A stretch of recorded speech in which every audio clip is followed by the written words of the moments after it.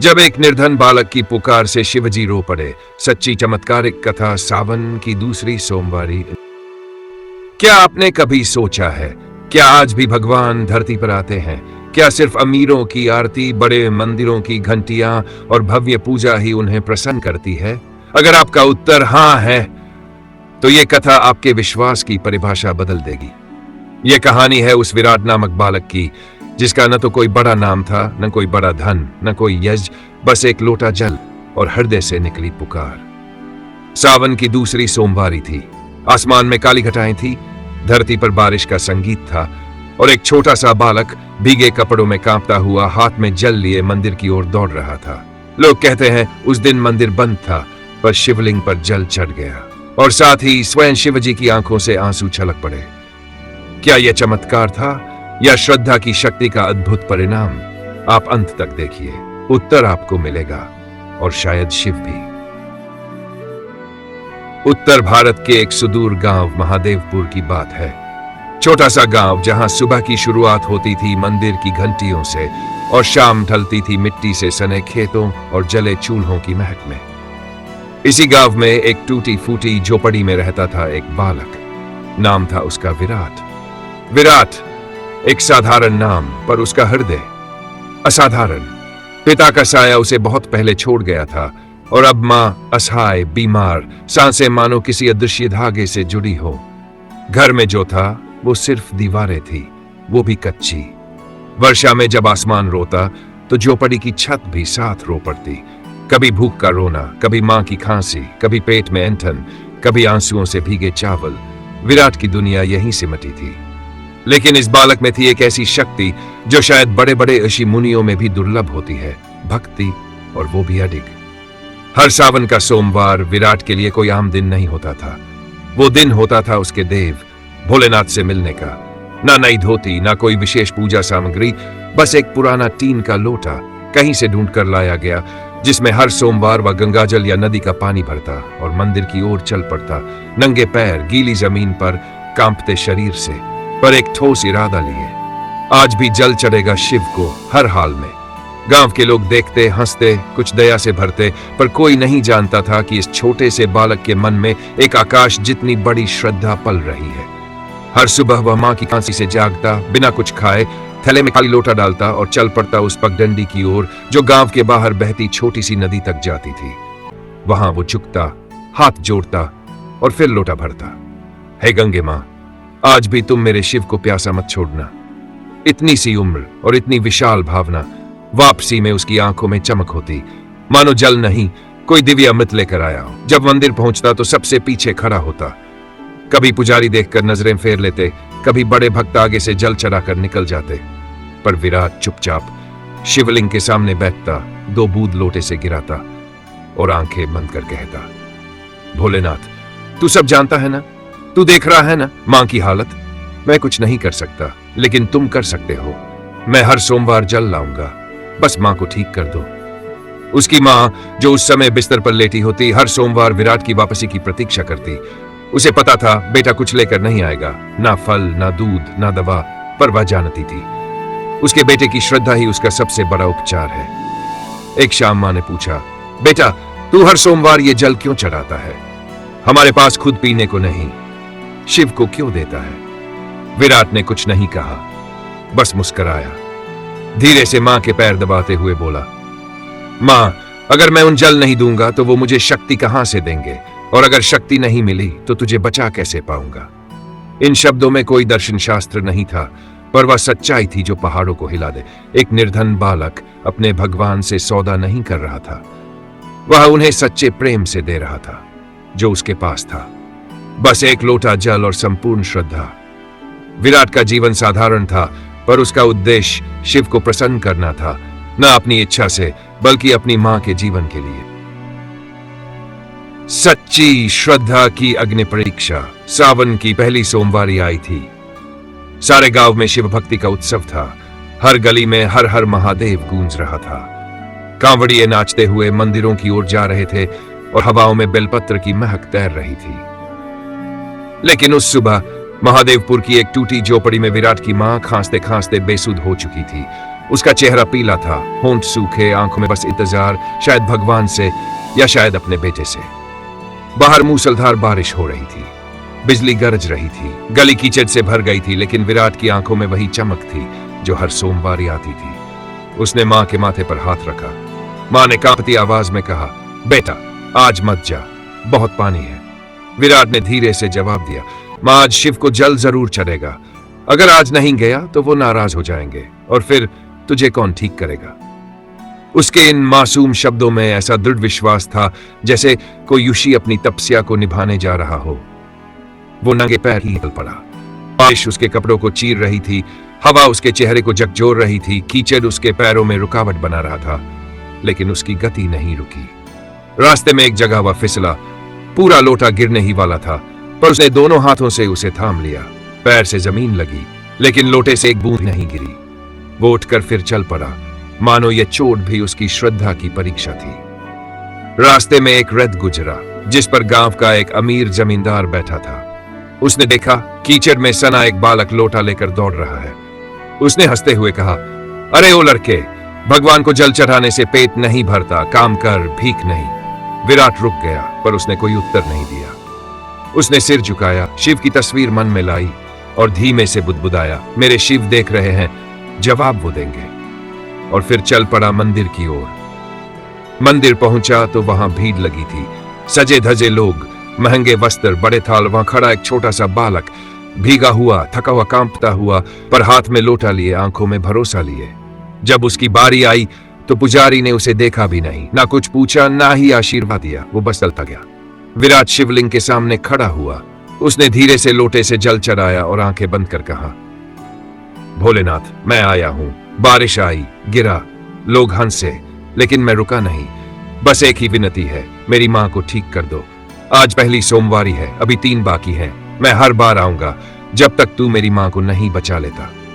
उस दिन मंदिर के भीतर कुछ विशेष नहीं हुआ, पर विराट के भीतर कुछ जाग गया था, एक और बड़ी परीक्षा की तैयारी। सावन की दूसरी सोमवारी की सुबह थी। हवा में ठंडक थी और आसमान बादलों से घिरा हुआ था, जैसे पूरा प्रकृति भी उस दिन की भारी गंभीरता को महसूस कर रहा हो। लेकिन उस छोटे से गांव की एक छोटी सी झोपड़ी में मां की सांसें अब लगभग थमने को थीं। उसका शरीर थका हुआ, पीला पीला और नाजुक हो चुका था, और वह बस बेटे के आने की आस में थी, आखिरी उम्मीद की किरण लिए। वही विराट बैठा था मां के पास, उसका छोटा हाथ मां की ठंडी हथेली को थामे हुए। उसके होंठ कुछ कहने की कोशिश कर रहे थे, पर आवाज कमजोर थी। विराट ने धीरे से कहा, मां, मैं अभी जाऊंगा, शिवजी को जल चढ़ाकर लौटूंगा।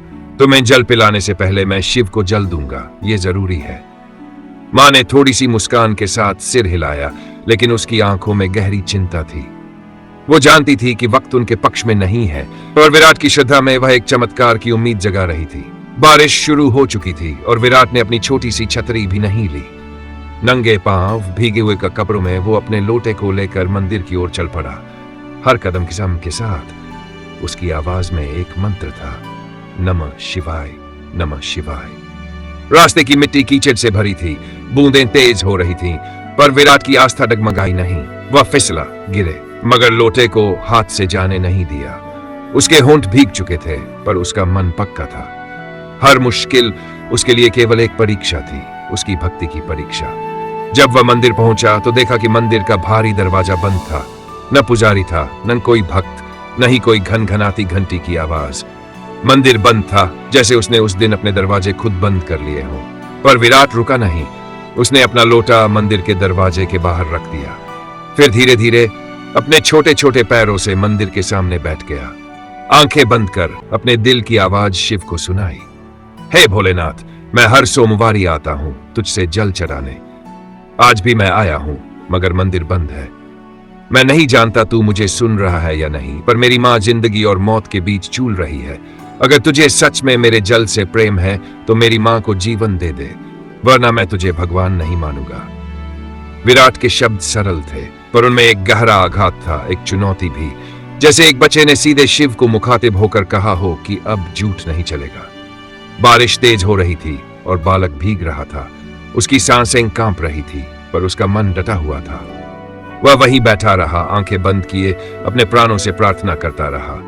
और तभी अचानक आसमान में बिजली कड़की, बादल गरजे और मंदिर के भारी लोहे के द्वार जो बंद थे धीरे धीरे अपनी आवाज के साथ खुलने लगे। कोई वहां नहीं था, कोई पुजारी नहीं, कोई हाथ नहीं, लेकिन वो दरवाजे खुद ब खुद खुल रहे थे, जैसे शिव स्वयं अपने भक्त के समक्ष प्रकट हो रहे हो। विराट ने आंखें खोली और देखा शिवलिंग पर तेज रोशनी फूट रही थी, ऐसा प्रकाश कि सारे अंधकार छटने लगे। बालक ने अपने हाथों से लोटा उठाया, जल चढ़ाया और कहा, भोलेनाथ, मैं जानता हूं कि तू सुन रहा है, मां को जीवन दे दे, मेरी इस सच्ची श्रद्धा को स्वीकार कर, मैं तेरा भक्त हूं और तेरा आश्रय हूं। उसकी आवाज में विश्वास, धैर्य और प्रेम का मेल था, और उस विश्वास के सामने शिव की ज्योति प्रबल होती चली गई। वह सुबह पूरे गांव के लिए एक चमत्कार की शुरुआत थी, एक कहानी जो आने वाली पीढ़ियों को यह सिखाएगी कि जब श्रद्धा सच्ची हो तो कोई भी बाधा उसे रोक नहीं सकती, और भगवान स्वयं उस बच्चे की पुकार सुनते हैं। वो सुबह सामान्य नहीं थी। आसमान में घनघोर बादल थे, बिजली बार बार चमक रही थी, मानो देवता भी किसी निर्णय की प्रतीक्षा कर रहे हों। मंदिर के द्वार अब भी बंद थे, लेकिन भीतर एक अद्भुत शक्ति जाग चुकी थी। शिवलिंग के सामने बैठा बालक विराट पूरी दुनिया से बेखबर था। आंखें मूंदे, दोनों हाथ जोड़कर उसने सिर्फ एक बात कही थी, भोलेनाथ, अगर आप सच में भगवान हो, अगर आपको सच में मेरे जल से प्रेम है, तो मेरी मां को जीवन दे दो, वरना आज के बाद मैं किसी भगवान को नहीं मानूंगा। उसके शब्दों में मासूमियत नहीं थी, वह संकल्प था, एक बेटे का जो अपनी मां को खोने को तैयार नहीं था। तभी एक अप्रत्याशित प्रकाश मंदिर के गर्भगृह से फूटा, इतना तेज कि जो देखे वह कुछ पल के लिए दृष्टिहीन हो जाए। वो प्रकाश किसी दीपक या मशाल का नहीं था, वह प्रकाश था किसी दिव्य अस्तित्व का। ऐसा लगा मानो स्वयं शिव ने अपने अस्तित्व की पुष्टि दी हो। गांव का पुजारी दौड़ते हुए मंदिर पहुंचा, उसकी आंखें विस्मय से फैल गई। मंदिर तो मैंने स्वयं बंद किया था, लेकिन अब वह द्वार पूरी तरह खुला था और भीतर शिवलिंग के चरणों में रखा था वही लोटा। हाँ, वही लोटा जिसमें विराट गंगा से जल लाया था, पर कोई नहीं जानता वह भीतर पहुंचा कैसे।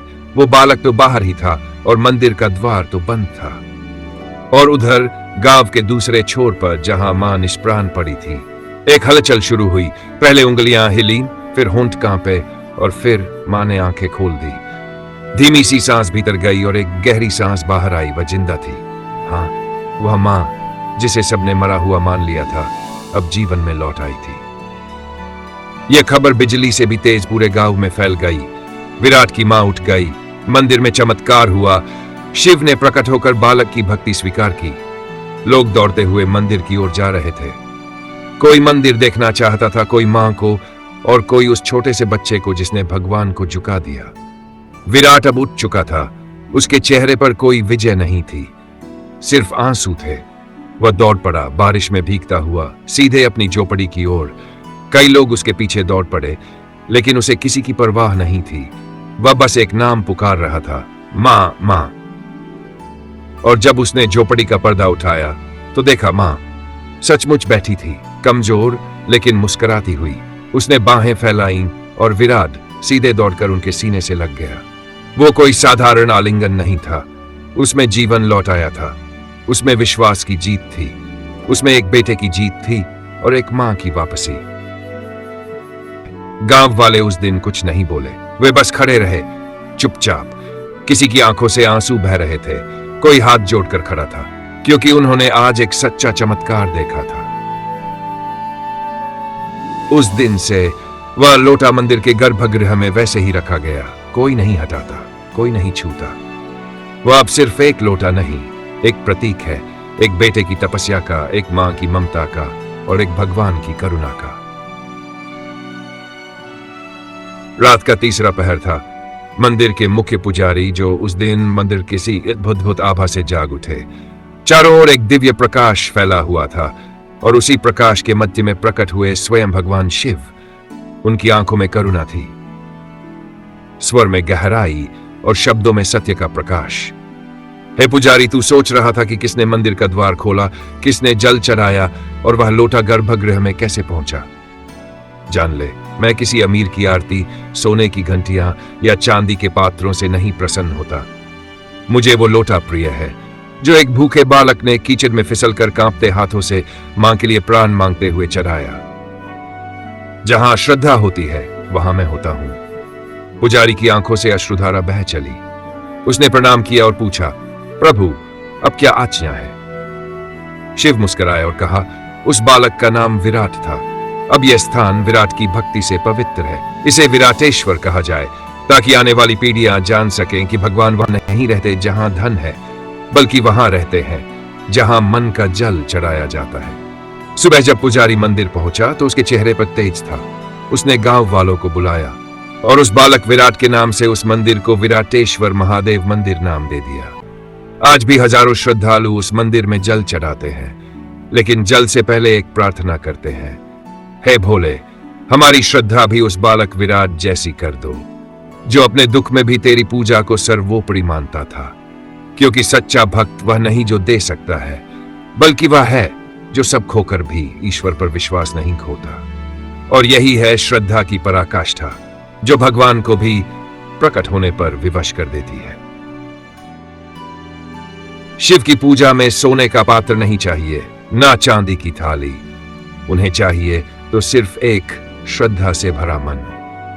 अगर आप भी इस सावन सोमवार को अपने भीतर की सच्चाई, विनम्रता और भक्ति से भोलेनाथ को पुकारेंगे तो यकीन मानिए वो आपकी पुकार जरूर सुनेंगे। क्योंकि शिव मौन साधना में लीन है, लेकिन भक्त के मन की भाषा को सबसे पहले सुनते हैं। उन्हें तुम्हारे बाहरी वस्त्रों से फर्क नहीं पड़ता, लेकिन भीतर की पुकार उन्हें खींच लाती है कैलाश से भी नीचे। इसलिए मत सोचिए कि आपके पास क्या नहीं है, सोचिए कि आपके पास कितनी श्रद्धा है। ये जो कथा आपने सुनी वो सिर्फ कहानी नहीं, आस्था की ऊर्जा है जो चेतना को झकझोरती है, जो ये सिखाती है कि अगर मन सच्चा हो तो चमत्कार आज भी होते हैं। आज भी वो विराट जैसा बालक जन्म ले सकता है, आज भी एक मां के प्राण श्रद्धा के लोटे से लौट सकते हैं, और आज भी शिवलिंग से प्रकाश फूट सकता है अगर पुकार सच्ची हो। तो चलिए इस सावन हम सब मिलकर मन से जल अर्पित करें और कहें, हे शिव, हमारी श्रद्धा भी उस बालक जैसी हो जाए। क्योंकि श्रद्धा हो तो चमत्कार भी संभव है। अगर आपने यहां तक देखा है तो ये केवल देखने का नहीं, अनुभव करने का प्रमाण है। अब जरा अपने मन की श्रद्धा को एक कमेंट में उकेरिए। कमेंट में लिखिए, हर हर महादेव, क्योंकि जब आप नाम लेते हैं तो वो स्वयं नाम में समा जाते हैं। इस सावन में चलिए इस कथा को अपने परिवार, अपने मित्रों और सभी शिव भक्तों तक पहुंचाएं। वीडियो को शेयर कीजिए, शायद किसी के मन की पुकार इसी कथा से शिव तक पहुंच जाए। और हां, अगर आप सनातन की शक्ति और भक्ति की गहराई से जुड़ना चाहते हैं तो अभी सनातन संस्कृति हिंदी चैनल को सब्सक्राइब करें, क्योंकि यहां हर कथा सिर्फ कथा नहीं, शिवत्व से जोड़ने वाला अनुभव है।